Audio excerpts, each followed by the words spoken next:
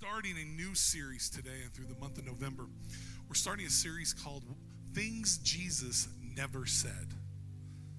Things Jesus never said. And why would we spend the month of November talking about this? Well, Jesus, he did say some amazing, powerful, otherworldly, profound, phenomenal words that sometimes, it's good to go back and look at what he didn't say to see the power in what he did say. So we're going to look at what he didn't say to see the power in what he did say. And today we're going to talk about this, and this is probably going to shock some people. Jesus never said, you won't have bad days. You won't. How many have ever just had a bad day? How many ever, it's just one of them days, don't take it personal. Some of y'all don't know anything about that. That's a 90s banger right there. Monica, it's one of them days.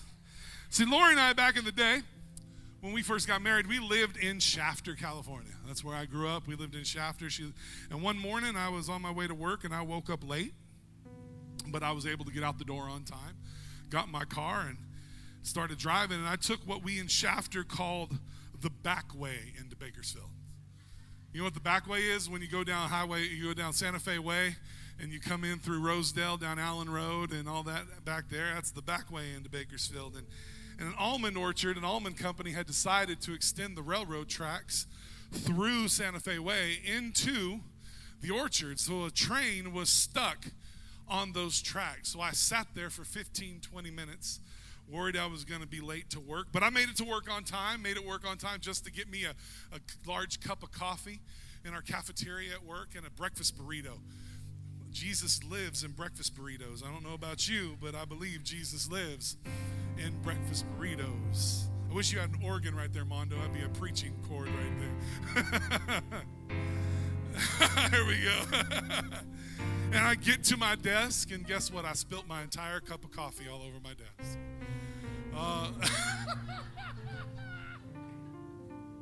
Mondo just makes it all better. And then I was like, okay, I'm okay. I can go down and get me another cup of coffee here in a little bit. It's okay. So I took that. I had got the last sausage breakfast burrito that they had, and I took a bite of that thing. Took one bite, and the bottom fell out, and it all went all over my pants and all over the floor. And it felt like that entire day was disaster after disaster after disaster, and there was a problem after problem. And it's just, you ever had one of those days, just one of them days? And I actually said this out loud. I said, Jesus, why is this happening? Why did I bind the enemy off spilling my cup of coffee, and I was trying to cast out devils out of my breakfast burrito because they come out. I was just like, I couldn't. Can I tell you, Jesus never said you won't have bad days. Jesus never said whoever does the will of my Father will get the best parking spot at the mall. Jesus never said that you'll always be healthy and wealthy. Jesus never said your Wi-Fi won't buffer while you're watching Netflix. Jesus never said that. But what did he say? In John chapter 16, Jesus is letting his followers know that he was about to give his life, and he was giving last minute instructions. So let's go there. Let's go to John chapter 16 in your outlines. About verse 20, he says this. He says, very truly I tell you, you will weep and mourn while the world rejoices. He didn't say life would be amazing. He didn't say this life is going to be rainbows and unicorns. He didn't say this life is going to be rejoicing and happiness. He said there will be tough times. There will be hard times. You will weep and you will mourn. But Jesus continued. Listen to what he said in your outline on the screen around verse 22. After he said you will mourn while the world rejoices, he said you will grieve, but your grief will turn to what? Joy. A woman giving birth to a child has pain because her time has come. But when her baby is born, she forgets the anguish because of her joy. that a child is born into the world. How many moms would agree that childbirth is pain? All the mamas in the house are like, preach, pastor, preach today. Childbirth, and all the husbands are like, yeah, it pretty much is, because I heard Carol Burnett say, you know how you can tell a man how bad childbirth pain is? She goes, stand up on a table, take his bottom lip and stretch it over his top of his head. That's the pain of childbirth. But here's what happens after you have the baby, a holy moment. Every woman I've talked to who's had a baby says a holy moment happens after travailing, and almost, they say it's the closest to death sometimes some people get. It's all you single girls who don't have, you can watch now. Just listen to me. This is what I'm hearing. But they said what happens is you hold your newborn baby and a holy moment happens. The pain vanishes. So Jesus says you're going to weep and mourn because there's going to be good and bad days, but the pain will turn to joy when you continue to walk with me. That's what Jesus was saying. And then in John 16:22, he said this. Listen to this. He said, so with you, now is your time of grief. He's talking about leaving them. He's talking about being crucified. He's talking about dying and going away. But then he says this, but I will see you again. Isn't that a great promise? It's a promise. It's a promise. We're going to see him again one day. I will see you again, and you will what? You will rejoice. And no one, I love that, and no one will take away your joy. But we're going to have to go through some pain. We're going to have to go through some trials, some hardships, some troubles. Then in verse 33, Jesus explains why he's given this message. He says this. He says, I have told you these things so that in me you may have peace. Because in this world you will have trouble. He doesn't say you'll always have a good day. You won't have to use your AK. Oh, some of y'all got that, sinners. Some of y'all got that. He said you're never going to have pain. He says you're going to crush it all the time. No, he says in verse 33, in this world you will have trouble. It's a promise. Thank you, Mondo. It's a promise. Challenges are certain. Pain is a promise. Suffering in this world is inevitable. Listen, just because you follow Jesus doesn't make you immune to pain. He said you will be persecuted. You will face troubles. You will have hardships. That's where some of you are right now in this room. God has shown me that there are people in this room today that you're in the middle of a difficult season. You're feeling left out. You're feeling overlooked. You're feeling rejected. You're feeling alone. Or maybe you failed at something and you've lost confidence. Or maybe as we enter into the holidays, you're feeling depressed. Did you know that the highest number of suicides happens during the holidays? You may be feeling depressed. You're trying to shake the depression, but it gets heavier because you could be facing, you don't know how you're going to buy your kids presents because you're facing a financial crisis, or maybe your health is bad, or it's relational. Maybe you have a child who's a son or a daughter who's making bad decisions, or you're in an abusive relationship and you don't understand. And the pressure is unbearable. Maybe you're at work and the pressure at work is just unbearable. It's in these times when you're tempted to wonder, God, where are you? I'm trying to follow you. I'm doing this Jesus thing, but all I feel is pain. Where are you, God? How many have ever felt that way? I don't know if I'm just the only one here who's ever, I've felt that way. Can I tell you, if pain is a promise, there must be some type of purpose behind the pain, because there's always purpose behind the pain, behind what God would allow in the lives of his children. Miss Abby, there's always a purpose behind the pain. Miss Linda, went and visited her yesterday, and she's doing so good. She's Miss Linda. She's doing so good.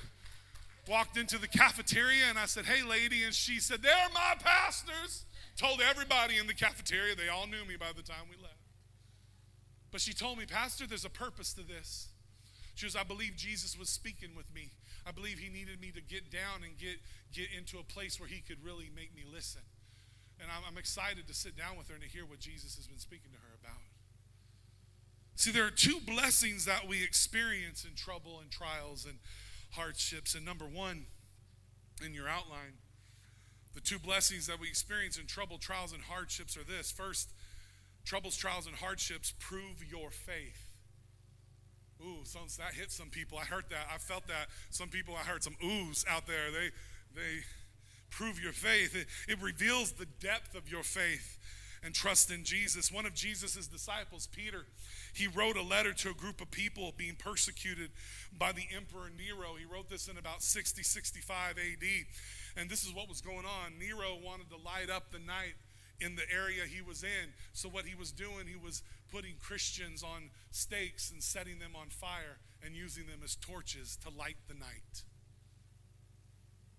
And under the inspiration of the Holy Spirit, Peter wrote this in 1 Peter 1, 6 and 7. It's in your outlines. He said, see this. So they're getting set on fire, but Peter sends them this message. He says, so be truly glad.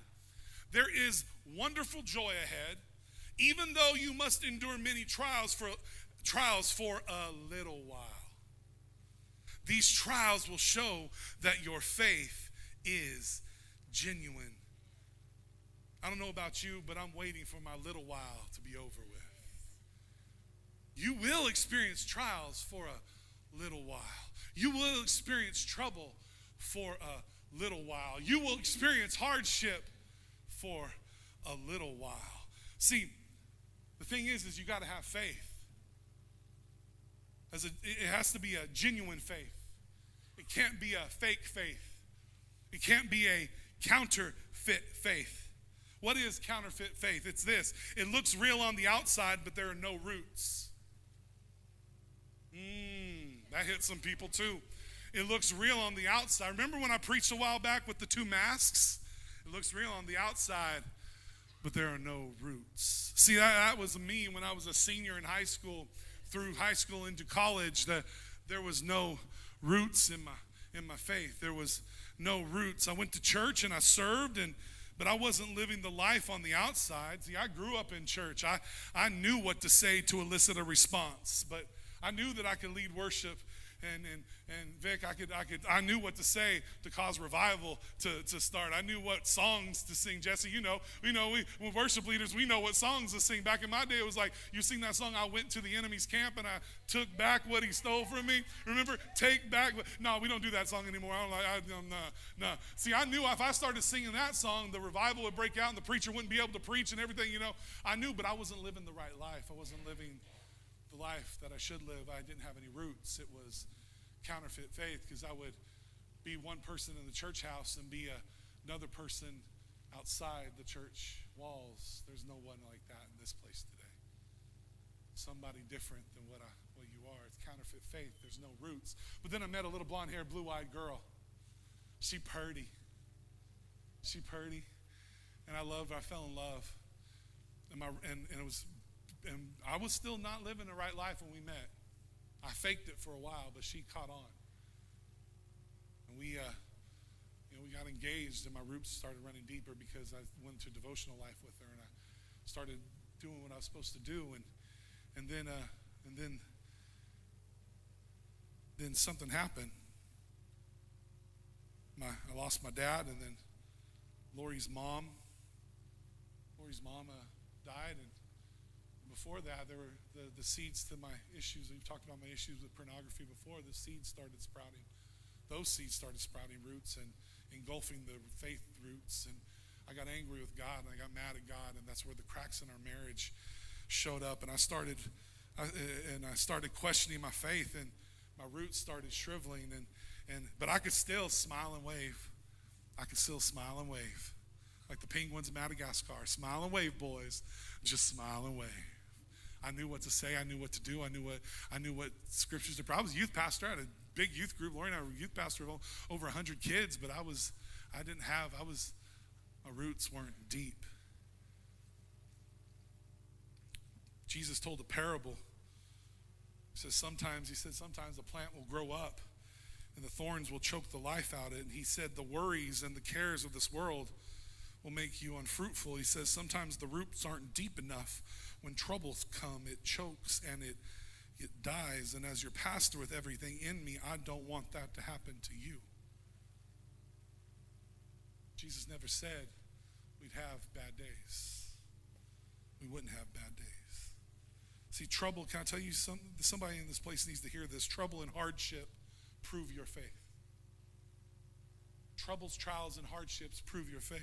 Because it's in those God, where are you moments when you have true, genuine faith and your roots are deep, because you actually are calling out to him. But Pastor, that doesn't feel like I don't feel like I have faith when I'm calling out, God, where are you? When I'm calling out, God, where are you? I know I'm relying on my roots because I'm holding on deep. God, you promised me some things. Yes, I know you promised there'd be bad days, but you said sorrow will endure for the night, but joy will come in the morning.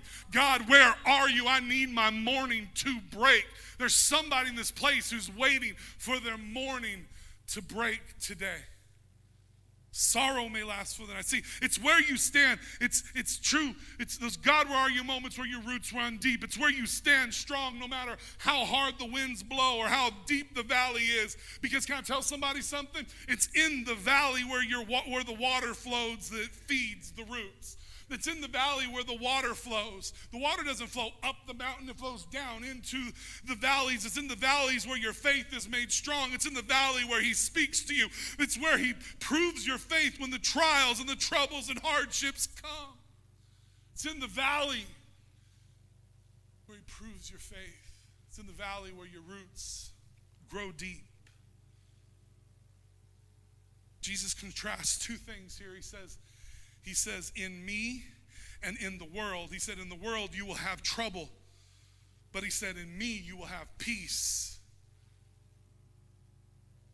In the middle of this sin-filled world, you can still have the peace that passes all understanding. In the middle of trials and tribulations, you can still have peace that passes all understanding. I don't know this time next year if I'm going to have a job, but it's in that trial where he proves himself true and I have peace that he is in control. Yeah, it may not look good right now, but he's in control because my roots run deep. My roots run deep into the waters of his spirit so I can fill up and know that in him I have peace. Trials and troubles, they prove your faith. If we're still standing, our faith is real. At the end, if you're still standing, how many are still standing today? Your faith is real. Can somebody give Jesus praise in this place today?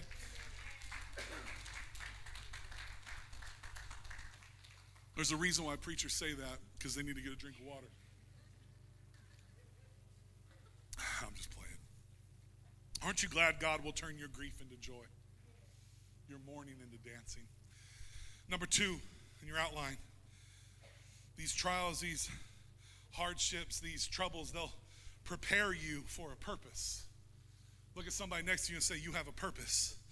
See, trials and troubles and hardships are just not something that happened to you, but it's something that God's doing in you. Really, Pastor? Yeah.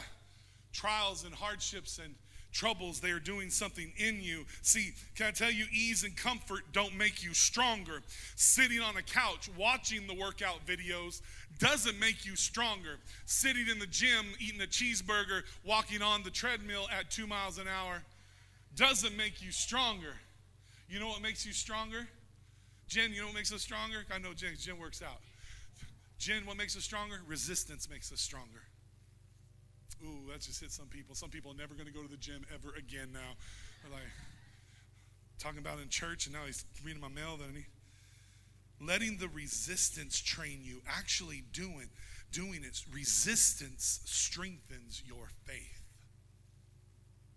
Listen to what James said. This is James. This isn't the Apostle James. This is James, the brother of Jesus. Wrote this. He said this in James chapter 1, verses 2 and 4. He said, I love this. Consider it pure joy, my brothers and sisters, whenever you face trials of many kinds, because you know that the testing of your faith produces perseverance. And I love this. He says, let perseverance finish its work so that you may be mature and completing, and I love this, not lacking anything. Troubles, trials, and hardships prepare you for a purpose. For example, I get criticized a lot. It's real. I get criticized because of my preaching style, because I'm loud, because sometimes I have no filter between this and this, and I get people kind of criticize me, and I've learned that praise and compliments don't prepare me for criticism. If someone tells me all the time I'm great and they love me, that makes me feel good, but that doesn't make me stronger. But rejection, that's what makes me stronger. Criticism, that's what makes me stronger. Being passed over to promotion, that's what makes me stronger. That's what makes my roots run deep. Do I believe that I am who they say I am, or do I believe that I am who God says I am? Ooh, that was good. High five, amen. I'm going to tweet that later. Can I tell you, it's the resistance that's doing something in you. It's preparing you for something in your future. You may say, what's the point? I'm discouraged. I'm overwhelmed. I'm even afraid. Listen to me. Could it be that the very thing God is preparing you in, he's preparing you for and for you to do later, comes packaged as hardship, comes packaged as troubles, comes packaged as trials? See, how did God prepare Joseph to rule over Egypt? By rejection. He was rejected by his brothers. He was sold into slavery. He was wrongfully accused of a crime he didn't commit. But during that, his roots were growing deeper. Confidence was growing stronger. Peter was Jesus didn't say, Peter, come and talk to me. He looked at the entire boat and said, come to me. And Peter was the only one who had the guts. I could say something else, but I'm not because we're in church. But he's the only one who had the guts to step out the boat and go to Jesus. But it was when he lost faith. It's when he looked away and he got afraid that he sunk. And then he was really put in a place where he needed to trust in Jesus. And that same Peter is bold, and he's at the dinner table, Miss Abby, and said, I'm not going to ever leave you. I'll never deny you. I'm not going anywhere. I got you. I'm not going anywhere, Jesus. And who was the first person to deny him 3 times? But guess what? Jesus still forgives him. Jesus still restores him. And Jesus still validates him. So could it be that God's preparation for you often comes packaged as pain? Before that, Peter knew that Jesus had prophesied over and said, your name shall be called Petra. Peter, on this rock I will build my church. But he still denied him. But Jesus still loved him and used him to be the rock, that the foundation of the church, this church that we are, this ecclesia, this worldwide movement of believers. A man with no faith, a man who cussed out a little girl. He cussed out a little girl. That's kind of bad, Peter. He cussed out a little girl. But Jesus still loved him, still validated him, still forgave him. See, at times, I have to tell myself that it's not pain. This is not pain. It's preparation. It's not pain. It's God doing something in me. He's strengthening me. He's preparing me. He's starting to change my perspective. See, the lowliness sometimes you feel that lowliness that just where you just feel like you're useless and worthless. It's teaching you to trust God. It's forcing you to be more intimate with him. When people tell me I just don't feel him anymore, I'm just feel depressed all the time. What I ask them what I ask my students, and I've said this to some of y'all. How's your Bible? Is it open and used, or is it dusty and abused? See, that betrayal, that spouse or that friend or that relationship you had, that betrayal, it's increasing your capacity to love like Jesus loved and to do this. And some of y'all are going, I don't know if I can forgive him. I don't know if I can forgive her, but it's teaching you to forgive like Jesus forgave. See, that setback, and maybe it's a setup. Maybe it's a setup for God to show up and show off. Maybe that setback is setting you up for a comeback, huh? You ever think about that there? Can I tell you there's a purpose to your pain? Somebody needs to hear this today. God never wastes a hurt. Those hurts prove your faith. They prepare you for purpose. See, following Jesus isn't about living life the way you want it. It's about denying yourself, taking up your cross, and following him. That's what it's for. See, remember, Jesus never promised you and I that we wouldn't have bad days. But here's what he did say. In John 16:33, he doesn't just say this. He says, in this world you will have trouble. But then he said, but take heart. I have overcome the world. So when you're having trouble, take heart. He has overcome the world. You will have heartache. You will have pain. You will be rejected. You may cry yourself to sleep at night, but you will have a peace that goes beyond any understanding. That goes beyond, people will look at you and go, your husband left you with nothing but a can of beans, 3 kids, and a bottle of mustard in your refrigerator. How can you be smiling? Because I got a peace that passes understanding. You just got laid off from your job and there's nothing out there for you. Why are you smiling? Because I know my God will provide, and he's proven his faith. He's prepared. This pain is preparing me. It's proving something in me. I'm not worried because I got peace in me that is beyond any understanding. I don't have to worry about anything. Sorrow may last for the night, but joy comes in the morning. Is there anybody here who's ready for morning to break? Jesus. I want to close with this scripture that John wrote in 1 John chapter 5, verses 4 and 5. He said this. I love this. So if this is for anybody who's been going through something, let this speak to you today. He said, for everyone born of God overcomes the world. That's awesome. This is the victory that has overcome the world, even our faith. Who is it that overcomes the world? I love you guys, a question. Only the one who believes that Jesus is the Son of God. You're going to have bad days, but take heart. Only one who believes in Jesus, the Son of God. That's the one who's going to overcome the world. Thank you, Jesus. I feel Jesus in this place today. With every head bowed and every eye closed today. No one looking around.